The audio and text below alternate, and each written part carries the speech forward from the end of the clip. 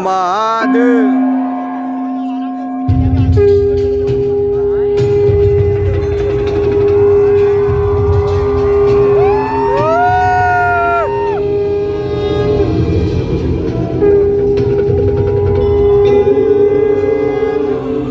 वंदे बोधमयं नित्यं गुरुं शंकररूपिणं यमाश्रितो हि वक्रोऽपि चन्द्रः सर्वत्र वन्द्यते।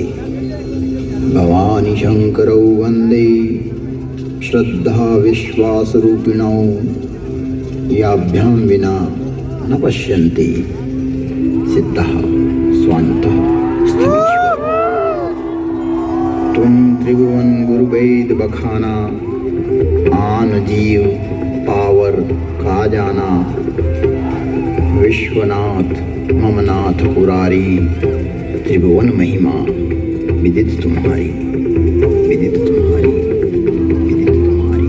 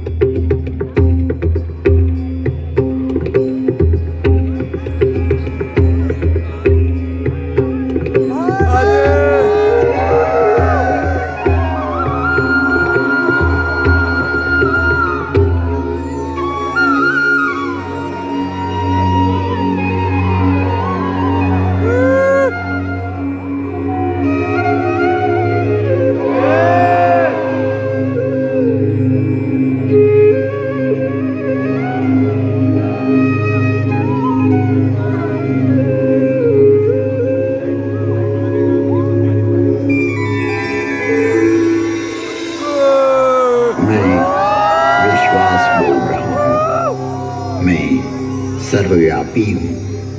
मेरा संपूर्ण विश्व में वास है, क्योंकि मैं विश्वास हूँ, विश्वास हूँ, विश्वास हूँ।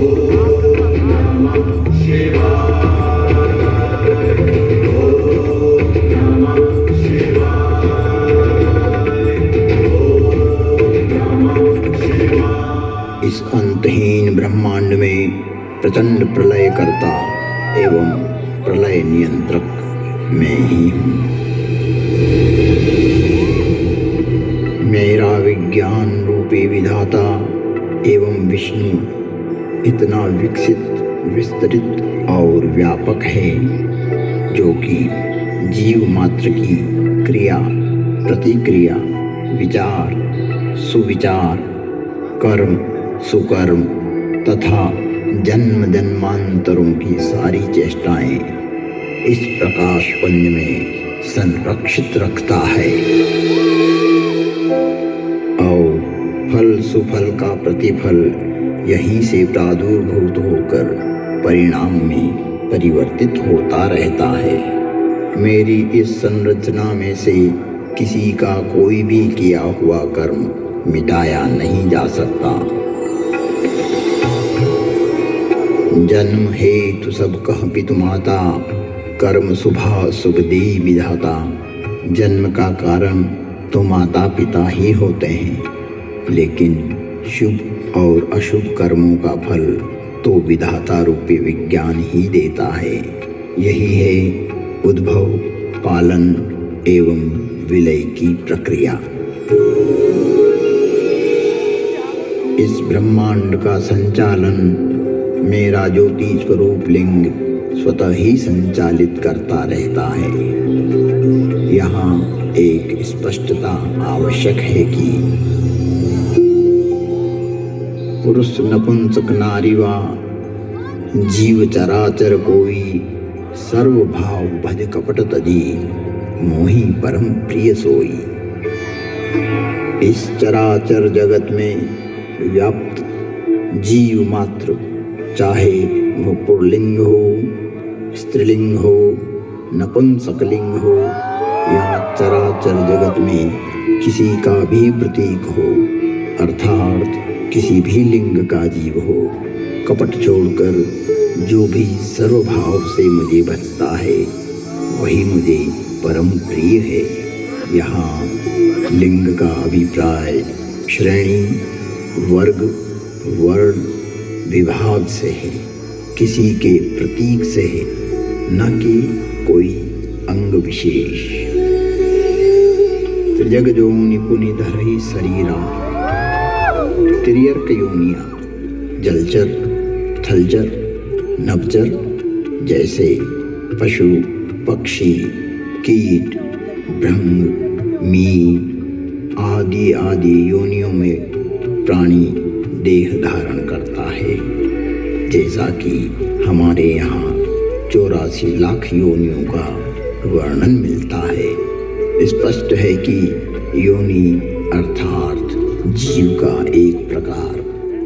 जगत में शिवलिंग एवं योनि को अंग विशेष के रूप में प्रचारित करना सनातन धर्म को प्रदूषित करने की कुचेष्टा है। शिवलिंग एक ज्योति का स्वरूप है। आज भी शिव के 12 स्थान ऐसे हैं जिन्हें ज्योतिर्लिंग ही कहा जाता है। जो प्रतीक यहाँ प्रदर्शित किया जा रहा है यह है शिवलिंग। और अंतरिक्ष में चारों तरफ घूमती हुई वो सारी योनियां हैं। यह है मूल स्वरूप जो यहाँ उद्घाटित किया गया ताकि जगत में व्याप्त भ्रांतियां दूर हों। शिव में विश्वास, उनकी व्यापकता एवं विराटता ही शिव के प्रकाश पुंज की संज्ञा है। अर्थात शिवलिंग शिव की पहचान का द्योतक है, एक चिन्ह है, एक प्रतीक है। ये है शिव द्वार में प्रवेश करने का प्रथम अक्षर। शिव है द्वार, एक भीतरी प्रवेश के लिए यह है प्रतीक। इस स्पष्टता के उपरांत भी भ्रामक अर्थ प्रचारित करना उचित नहीं है।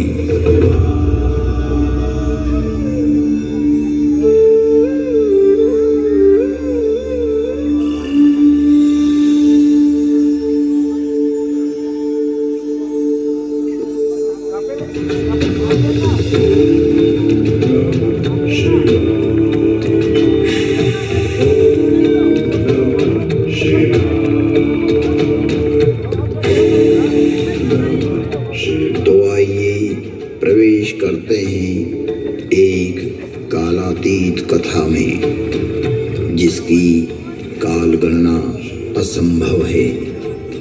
घटना युगों पहले की है कि जब अनेक अंतरिक्षों में अनेक ग्रहों पर उद्भव, पालन और संहार हो रहा था। अर्थात कई सारी सृष्टियों का प्रादुर्भाव और विलय हो रहा था। कई वहाँ की सभ्यताएं विकसित हो रही थी तो कोई नष्ट हो रही थी।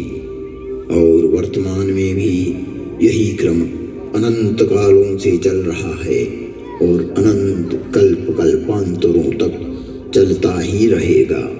यह अंतहीन क्रम है, परंतु यह घटना इस पृथ्वी नामक ग्रह की है कि जब यहाँ सब कुछ निशब्द था, समस्त पृथ्वी जल आप्लावित थी, तभी भगवान विष्णु ने वराह रूप धारण कर पृथ्वी के कुछ भाग को जल से बाहर निकाला,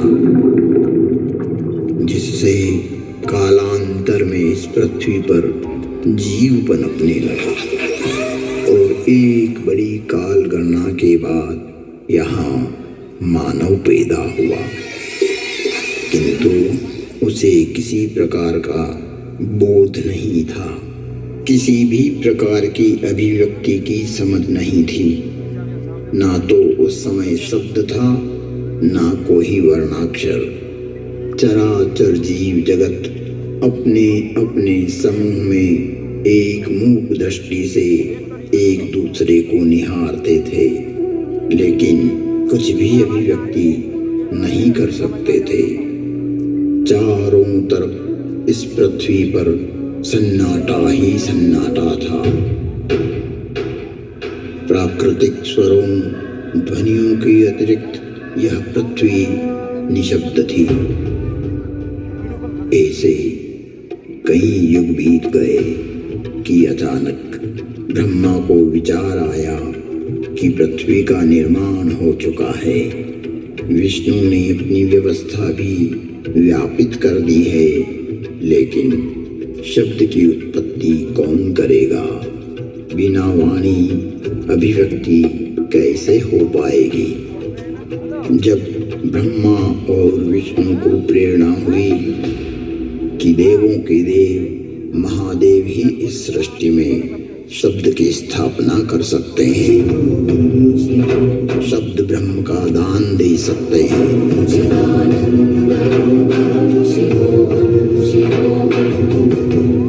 परंतु शिव का समय अधिकतर समाधि में ही व्यतीत होता था। जगत में वेद की स्थापना के लिए, मनुष्यों में प्राणियों में सत्य प्रेम और करुणा की भावना प्रकट करने के लिए, शब्द को देह देने के लिए महादेव को समाधि से जगाना अति आवश्यक है। जब ब्रह्मा विष्णु और सारे देवताओं ने महर्षि पाणिनि को प्रेरणा की कि वो महादेव को प्रसन्न कर जगत में शब्द प्रकट करने की प्रार्थना करें।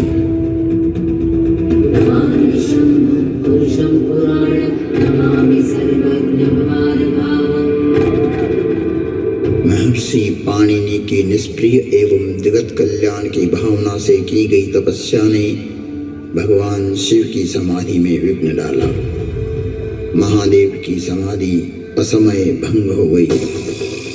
महादेव की जागते ही उनका रौद्र रूप प्रकट हुआ और उन्होंने अपना नाद शस्त्र डमरू उठाया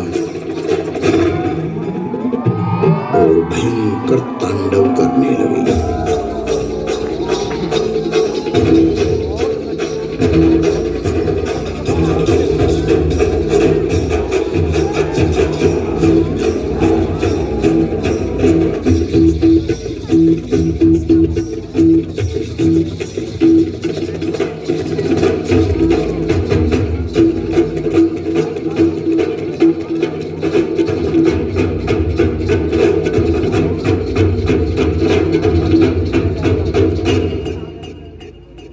इतना भयंकर तांडव किया कि पृथ्वी हिलने लगी, आकाश में बिजलियां कौंधने लगी। पृथ्वी को हिलते देख ब्रह्मा ने सोचा कहीं प्रलय की वेला तो नहीं आ गई। चारों तरफ समुद्र में उफान आ रहा था। हवाएं चक्रवात का रूप लेकर आकाश की ओर बढ़ रही थी। पूरी पृथ्वी अपनी दूरी पर ऐसे डोलने लगी मानो पृथ्वी समुद्र पर तैर रही हो। तब महादेव ने अपना डमरू बजाया और असमय समाधि में हुए विघ्न के कारण तांडव करते हुए मानो अपने इस नाद से संसार को बधिर कर देंगे, इस सृष्टि को समाप्त कर देंगे और उसकी तीव्रता को प्रकट करते हुए प्रचंड एवं भीषण गणगोर ध्वनियां पैदा करते हुए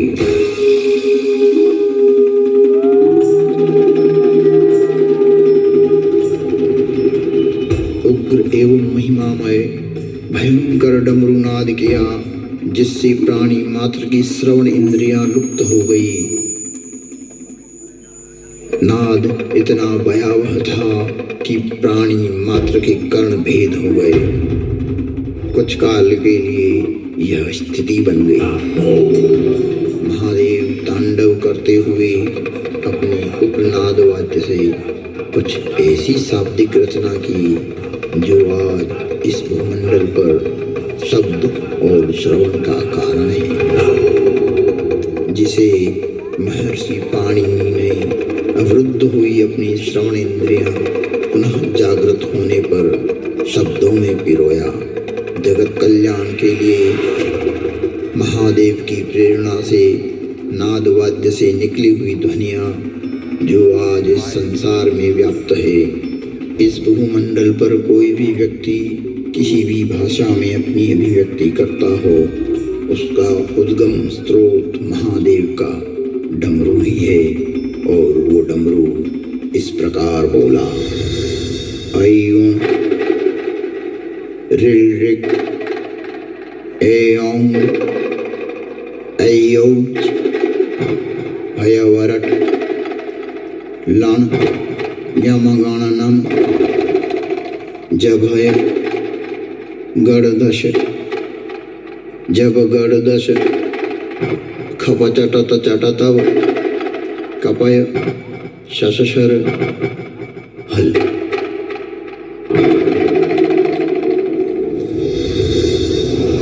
ऐं ऋल ऋक ऐं ऐऔच हयवरट लण यमगणनम जभय गणदश जब गणदश खपचटत चटतव कपय शशशर हल। यह था शिव का नाद शस्त्र से उत्पन्न हुआ शब्द व्याकरण। इससे शब्द की संरचना हुई और डमरू ने जिस प्रकार ये 14 शिव सूत्र परमात्मा शिव ने जगत को दिए, वो आज सभी की अभिव्यक्ति का कारण है।